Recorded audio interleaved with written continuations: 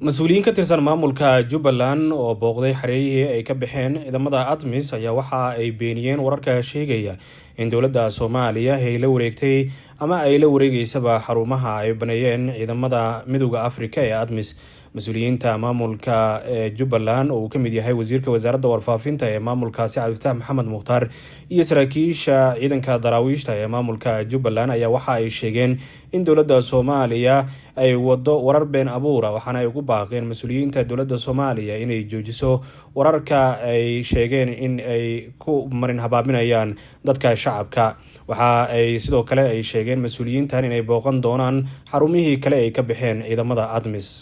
baysaskii ciidamada AMISOM ay ka joogeen dowlad goboleedka Jubbaland ay ka baxeen in ay ciidamada Jubbaland waalintii ay ka baxeen bal la wareegeen si buuxdana ay gacanta ugu hayaan ciidamada Jubbaland ee daraawiishtu.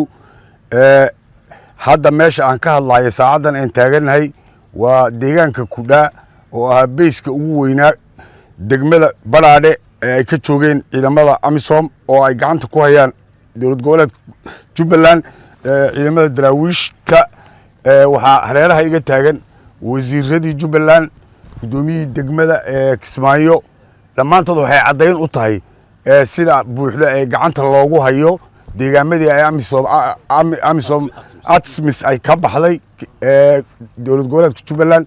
tan waa Kudhaa, waxaa la mida Buurgaabo, waxaa la mida Biroole, waxaa la mida mataqaanaa Madhamaato, waxaa la mida airportka yani intaas airportka Kismaayo, waxaa la mida Ceelwaaq.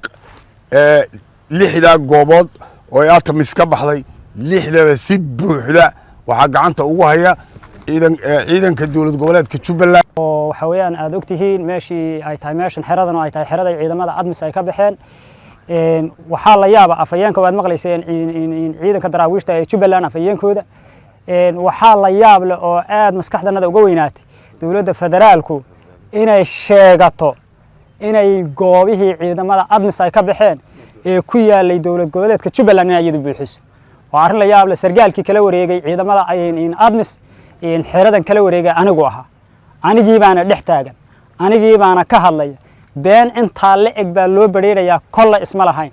waxaa fiican dowladda federaalku saraakiisheeda iyo madaxweynaheeda iyo isla wasaaraheedu inay xaqiiqada sheegaan, laakiin inay waxaan sax ahayn ay ummadda u sheegaan oo ay dhahaan waxa iyo waxaasan samaynay oo meeshaasaan degnay oo xeryahaasaan haynaa wax beena waay. waad aragtaan cadaymaheedii baan intusayey, sargaalkii xerada kala wareegay baan ahay. waa waxaan waxba ka jirin, waa waxaan waxa weeyaan haddii la ku soo geliyahay beenahoo in aan la garanayn inuu xasan ciraaqi intuu kaambooni loo soo diro oo kaambooni la keeno uu yidhaahdo waxaan joogaa goobihii ciidamada ATMIS ay ka guureen oo ummadda Soomaaliyeed war intaa la eg uu sheego oo waxba ka jirin. aad baan uga xun. waan ku celinayaa waxaan ahay taliyihii kala wareegay magaalada Kudhaa xerada ATMIS, magaalada Buurgaabo xerada ATMIS ee ku taalay taliyihii kala wareegay baan ahay. kulligood bidhaantayda way arki doonaan, way daawan doonaan. sidan oo kale waxa weeyaan yaan video call u wada galay walow aan filahayo inayna cod duubin, laakiin sawiraantanadii baa yaala way og yihiin. waxaa kaloon caddaynaya maalinkan xeradan aan la wareegayn waxaan ku nidhi xeradan waxay ku taallaa dhul istaraatiiji ah iyo xerada Buurgaabo. cadowga joogana cadow aad u fara badan waay. waxaan rabnaa maxaad noo qaban kartaan? waxay dhaheen annaga bataatanba madaxweynaha iyo sulsaaraha waxaan ka haynaa xeryahaasi inay burburi noogu qoran yihiin oo aanan iman karayn oo aanan waqtigan xaaliga ciidan u haynin. marka inay maanta waxa weeyaan ciidankay shalay ila aayeen ee waliba anigu weydiinahay ee madaxweynaha dowlad goboleedka Jubbaland uu weydiinahay ee ay lahaayeen waxa weeyaan ma heli karo mana awoodi karo ee uu madaxweynaha dowlad goboleedka Jubbaland uu soo hadlay uu yiri xeradaas soo ma difaacan kartaan kuwi waan difaacan karaa. inay maanta dhahaan ciidamada jooga aad baan uga xumaa, aad iyo aad baan uga xumaa. wax noocaas oo kale in lagu hadlo in laga xishoodaana fiican. waliba si gaar ah saraakiisha ciidamada waxaan leeyahay waxyaalaha waxa weeyaan aan haboonayn ee nidaamka ciidanimo aan ku haboonayn ee ummadda Soomaaliyeed dhagaheeda aad ugu ridaysaan ee khaladaadka keenaya ka daaya. saraakiil Soomaaliyeed baa tiin mustaqbal baa dib u leedihiin, mustaqbalkiina ha ku ciyaarina. raaskamoon ayada ATMIS kama jirin. waxaa joogtay ciidanka daraawiishta iyo ciidan boolis oo ay Jubbaland la raaskamoon degan wayna og yihiin.